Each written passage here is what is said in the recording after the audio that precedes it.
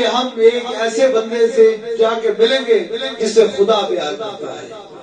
تو درمیان میں کیا چیز تھی؟ خدا تھا، شفا دینے والا، کرم کرنے والا، مشکل کشا کرنے والا، سب ہی تو میرا خدا ہے. لیکن نیت اور ارادہ یہ تھا کہ بندہ خدا کے پاس چلے آتے ہیں. اب دیکھیں ان کے راستوں کے محافظ، ان کے آنے کے محافظ، ان کی راستوں میں جو تکلیفیں ہیں ان کو بچانے میں کس کی مدد تھی؟ میرے خدا کی مدد تھی. کس کی تھی؟ میرے خدا کی مدد تھی. بس تھوڑی سی بات کو سمجھ لیں گے. ابو جہل کے سامنے کنکریوں نے بھی پڑھا لا الہ الا اللہ محمد رسول اللہ، تو وہ نہیں مان سکتا تھا، کیونکہ اللہ قرآن میں فرماتا ہے اولئک علی ھدی من ربہم واولئک ھم المفلحون. وہی لوگ فلاح پاتے ہیں، وہی لوگ مراد تک پہنچتے ہیں جن کو میری ہدایت ہوتی ہے. اس کو رب کی ہدایت نہیں تھی. آپ کو چھوٹی سی مثال دوں گا، دل خوش ہو جائے گا. خطابات تو بہت کیے ہیں، لیکن ایک ایسی بات بتاؤں گا جس سے ایمان تازہ ہو جائے گا، ایمان تازہ ہو جائے گا، یقین محکم ہو جائے گا. وہ کہتے ہیں نگاہ بلند، سخن دل نواز، جان پر سوز، یہی ہے رخت سفر میرے کارواں کے لیے.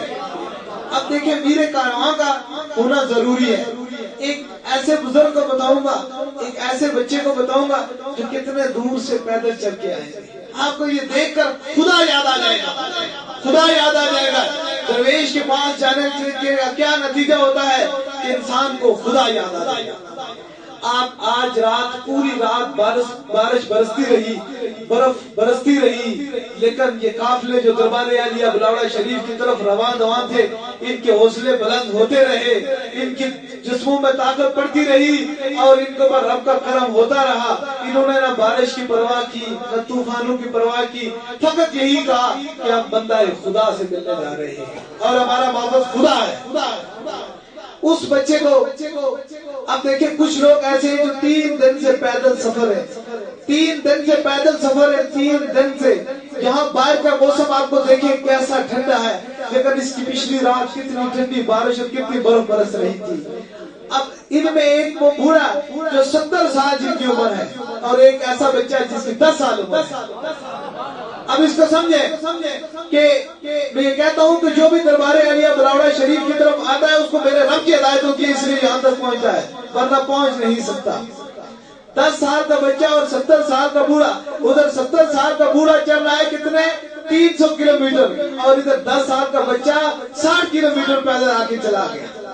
اب بچے کوئی چھوٹے بچے جو 10 قدم بھی چل نہیں سکتے، اس کو دیکھیں گے تو آپ کو یہ محسوس ہو جائے گی کہ واقعی ہم بندہ خدا کے پاس پہنچے، بندہ خدا کے پاس پہنچے.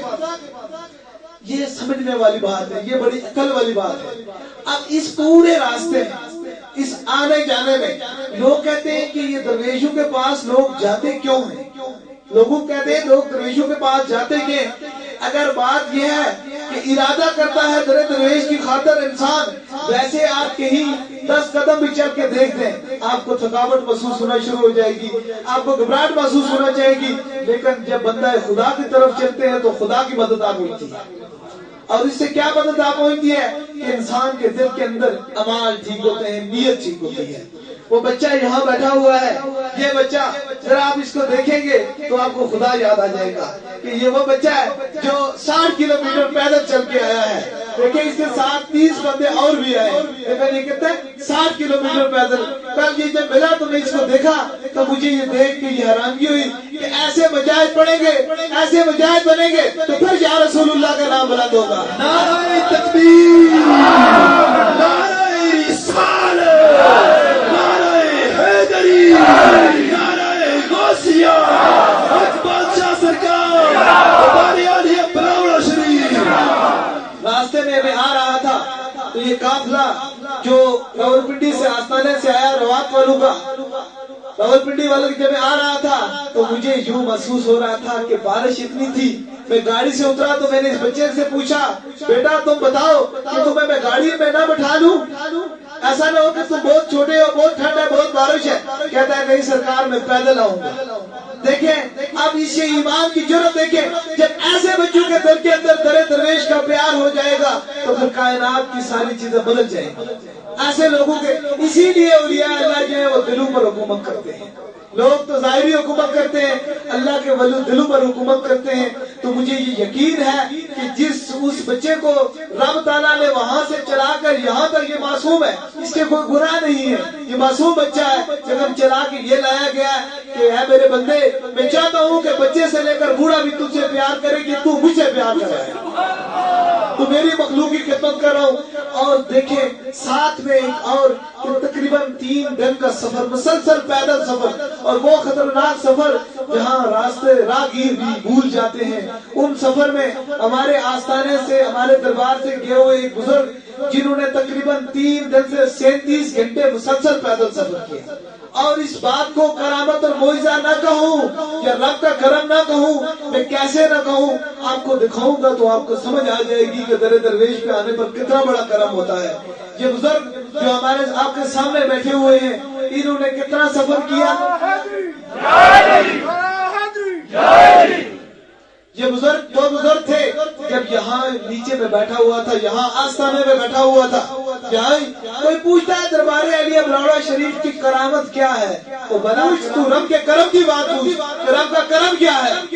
करामतें तो रास्ते में चलते भी हो जाती है, करामतें तो हिंदू भी देख चुका, ईसाई भी देख चुका, तू रब के करम को देख, रब का करम कितना है, रब का करम कितना है। ये बुजुर्ग जब पहले बार मेरे पास लाए तो ये फालिद के मरीज थे, ये जबान से बोल न सकते थे, पाँव से चल न सकते थे, उठ नहीं सकते थे, बैठ नहीं सकते थे, किसी के मोहताज थे।